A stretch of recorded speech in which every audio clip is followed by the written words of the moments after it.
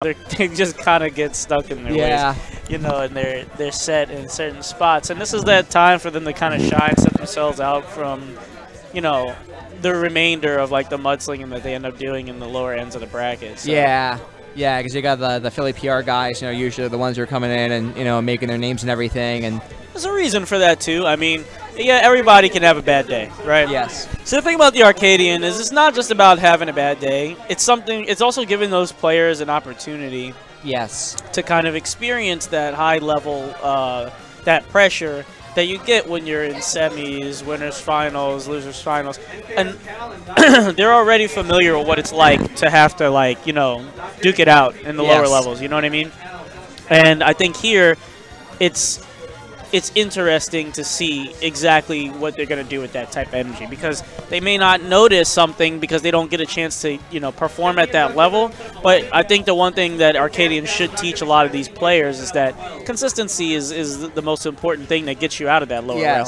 You know what I mean? It's consistency, and it's the chance as well, because, you know, you get the chance to come out and you get the chance to play, and kind of to your point, you start seeing things that you don't normally know. And it helps you get better, you know, like you pick up these things and you figure out, oh, how do I punish this option? How do I respond to my opponent doing this, that, or the other thing? You know, they get opportunities to, probably most importantly, at least here, they get the opportunity to play on a stream, and then you get to, you know, be able to watch your sets. Absolutely. You know, I know that, like, even for somebody like us myself, like, I never really get the chance to, you know, go onto a stream, because the only stream in South Jersey is Salty Joystick, and I can never make it out there. Although I might be out there soon. I haven't been out to Salty Joystick in a little bit, but shout out all the Salty Joystick players that I recall. Shout out Rivers, shout out Wishes, shout out Boost, shout out my boy Movie. Yes. We missed you, Brandon. Shout out all y'all, man. You know, and it's really, you know, it really is something just to be able to, you know, to come out. And that is, you know, it is part of building the scene, and certainly the Salty guys do a great job of that. And, yeah, absolutely. You know, and I think the one thing for he does very well is, I mean, we play well in the sand for the most part. When it comes to, like, you know, regional beef, yeah, we step up for that, but also always. Yeah, for sure. I do think that we do play very well. We have a lot of, like, out-of-towners coming in for the Arcadians. You know, sometimes they go home with some toll money, sometimes they don't. So yeah, indeed. You know, you have the, at least back in Smash 4, you'd have those times where you get the Arcadians where you get, like, the Boosker, the dealer that go in and win, and you get, you know, some of the other Arcadians where you get somebody like a... I remember when Ralphie came down to our Arcadian and won, and Bankai, and a lot of those guys back in the day before they started putting in more work, and you know what I mean, inherently just got better. Yeah, and that's how it is always. And you never. The other kind of thing to say is you can take a look at some of these Arcadians and some of these players.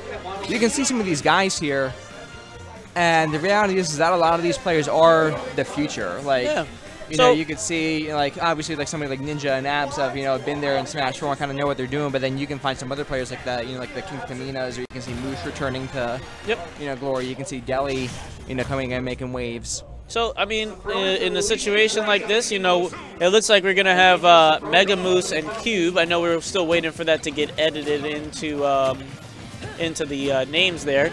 But what we got here, we got Link and we got Rob. We're going straight to PS1. And so kicking us off in the very beginning here, this is round one. This is not winners finals for those of you guys checking in. I was just about to say that could have been a really, really good conversion and a really good way to start off the Arcadian, but 92% combo there by the Rob. Yeah, very nice. I mean, we're kind of just working it off, so a lot of the beginning movement and the beginning exchanges here in neutral, we're just, we probably might be getting a lot of guys just kind of trying to work out the butterflies. Oh, yes, indeed, and you kind of get that just a little bit. Maybe had you been like a little bit more clean or a little bit later in bracket, maybe you got that. But reality is we're still looking at, there's the up smash right there that's going to take it. That is the Rob, and I think, is that Megamoose that's the Rob, or is that the Link that's the... So Megamoose is going to be Rob. He's taking, he's going to take the first stock. To my knowledge, I believe that is the Rob. All right. And then Cube, the Link, it seems like he's a little jittery, you know what I mean? He's throwing out a lot of moves, and maybe when he gets a chance to look back out on this, he'll probably take his time a little bit more, realize some of the mistakes, like that dash attack. Definitely not that great of an idea. Yeah. Megamoose seems to be sticking to his guns, and essentially, he's just being patient and allowing Link to just kind of touch his shield and just, you know, hit him with the reprisal. Yeah, you can see right there, it looks like Cube is really trying to look for, you know, those kill shots right there, right now. He wants to get the kill. It's death if he does it right. But right now, Megamoose is being able to kind of take that to his advantage, being able to get kind of a bit of a lead even back on the side. He's lapped him in these percents. That F tilt will kill, though. Yeah, so maybe it's possible that Cube is starting to get a little bit of a feel for his opponent for the play. I mean, in general, it looks like they're both very flustered, you know, very excited to be on stream. Trust me, it's definitely, oh, yeah, you know, it's fun to be up here. But, you know, making decisions like that, you know, you can't be dash attacking on, you know what I mean, right in front of the other person. Like, yes. You're not making an opening for yourself to sort of be like, able to throw dash attack. Yeah, it's an aggression thing, and then it's also kind of like, to your point, like a lot of these players don't get the chance to get on these streams a whole lot.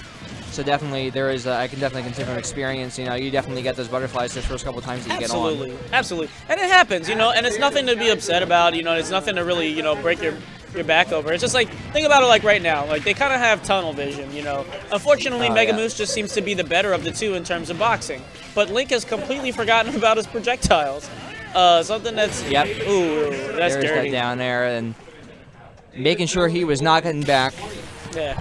I mean, these are the small things that you try to make those adjustments in neutral and just try to figure out, hey, what can I possibly do to, you know, manage that space? What can I possibly do to kind of make the opening instead of having to go for broke and just run in there with, you know, attacks that essentially just aren't safe.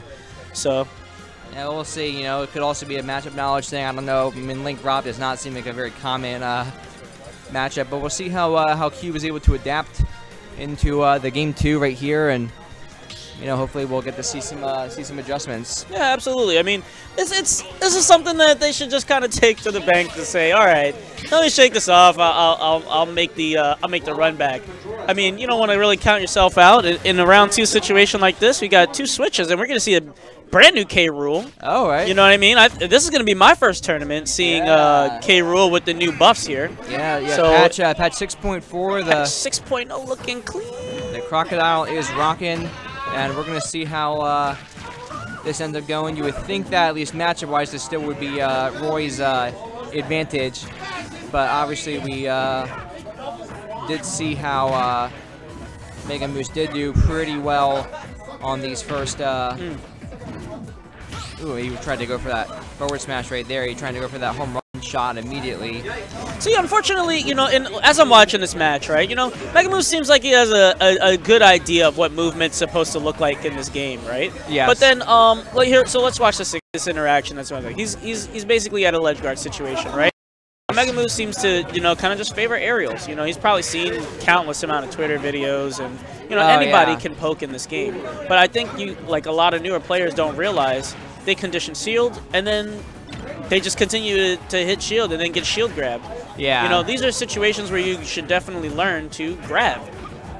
Yeah, and you can see right there, these players are kind of just trying to hit each other a lot. Yeah, there's just There's that down tilt right there, trying to get that. You know, these players just going to swing. That is a grab attempt, but that's going to get punished with a forward tilt. Good spot dodge there by Cube. And we are looking at a... Okay. We're going to see if those K-roll buffs maybe do not help against Roy. But I also do know that the big K-roll buff is that Nair, and he hasn't really gone for a lot of that as of yeah, not at all. And I mean, here's another example of what I mean, right? So Roy, he lands an up tilt flush, right? No sort of like route from there. No up air, nothing for a follow-up. He probably hasn't seen any of those combos. So it's a little apparent that, you know, he's kind of just reacting and trying to get things that he's seen. Yeah, you can see he's trying to go for that down tilt barrier like quite a bit just to try to get like a smash attack. He really doesn't need to do that. He just needs to get that dash attack right there and he gets the stock. You know, the main thing about playing this game is, you know, yes, it's good to be very versatile. You know what I mean? That's going to be one of the main things. But sometimes it's good to just do what works. Yes. And you're not always going to be able to replicate what other players are doing. And there's a reason why they do it. And if you're just throwing out the move without any understanding, it's going to be a big reason why you end up, you know what I mean? Yes. Not being able to... You can see there's that get up attack being at the cannon, what is it, the blunderbuss again.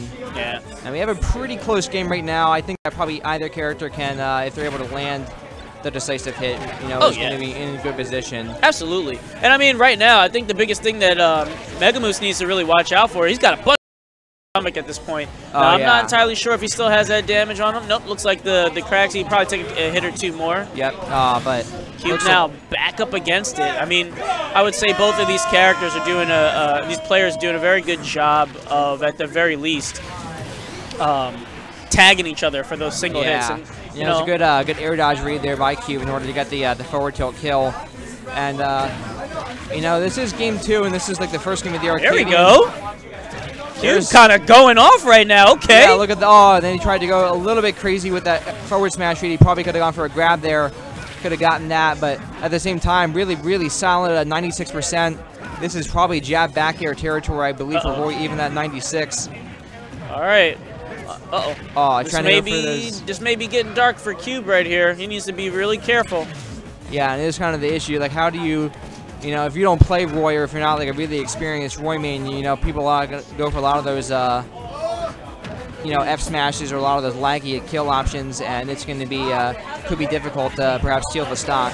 But we are looking at 135 to 90. You know, Cable is probably not going to get too many of chances to kill just yet. These guys do not like grabbing. I mean, hopefully later on. Just like you said, they don't like grabbing. Yeah, they do not like grabbing. But good stuff to Cube. He's bringing it back. He's got game 2 in his pocket. So we got 1-1 situation here. Yeah, and we're sitting here with. It seems like the beginning of a song. I won game 1, and then I lost game 2, but then I was about to bring it back, and that was the last hit. I mean, at this point, you guys, it's time to just kind of tighten up. This is going to be the first game. If you guys are watching or you're checking us out on stream, this is what you want to do here at this point. You want to calm down. You know what I mean? Yeah, it makes you wonder if you'll see the Rob back in play, and you will. Absolutely, absolutely. But this is definitely a chance for them to kind of relax and try to figure out exactly what they did right, you know. And so I would definitely say that Roy did a very good job of, you know, putting on aerial pressure and things like that, but he didn't really mix up between grab. And Megamoose, I mean, he seems to be doing a very good job of controlling space. Like, for example, right there, Roy has 53 damage just on one spacing normal. You know what I mean? So. And you kind of can see right there, you definitely can notice that the Rob is definitely the guy's more polished character. He's trying to go for that early edge guard there with the down air, but you can see right now, very easy 75, 85%. He definitely knows what he's doing with his character. I mean, I would definitely say that he's a lot more comfortable at spacing certain things, and now we're kind of seeing Cube. He's trying to throw out some moves, trying to catch Rob in the same vein, but not really looking very successful in this. As Megamoose continues to find his way back on stage, not one of his get-ups been punished yet in this round. But there we go. But that being said, though, Cube is back in the lead, and that forward air is going to take it. Sometimes it doesn't matter whether you can ledge trap Rob or not when you have Roy, and you can just throw hitboxes. There we go. Good air dodge right there to avoid the Dancing Blade or whatever that is called. No, that's probably Dancing Blade. Yeah, I'm pretty sure. I'm trying to think. I'm pretty sure it's like it's something different than whatever Marth is, but I don't think anyone cares if it's called Dancing Blade or not. And Cube, it seems like Cube has completely transformed the player he was earlier. Oh my God! I don't even care that he died. What an see, that was a really great string event. See, it seems like he probably is just really nervous because that entire third stock he just played just now against Megamoose, that was a hell of a stock. Great positioning and really good awareness, and he actually executed on each and every one of those options very well. And definitely the Roy pick on the heavy characters has definitely panned out for him over the link. You know, because there's just a lot less I think that Rob can do on these types of characters. You know, he's got him sitting at 78%. Woo! That is, oh my goodness! Just jump get up, flush with a forward smash. Tried to go for it again. I don't know if that was the best of ideas. Megamoose in pretty much now like in trouble here, and Cube in the driver's seat for this. Now I will say this, it's definitely still doable. Oh yeah. But I mean, with the momentum that Cube has picked up in this match, that might be it, ladies and gentlemen. Definitely kept his up B. Down smash. Guarantees gonna down smash. I mean, looks like he going for those back airs right there. And we're seeing at 144. None of those sour spots are killing yet. That is going to kill, though. Bad DI that looked like, but that forward tilt is going to take it, and Cube is going to take this 2-1. The Roy pick really working out right there. And that was an exciting first set for the Philadelphia Fall Arcadian. Yeah, definitely.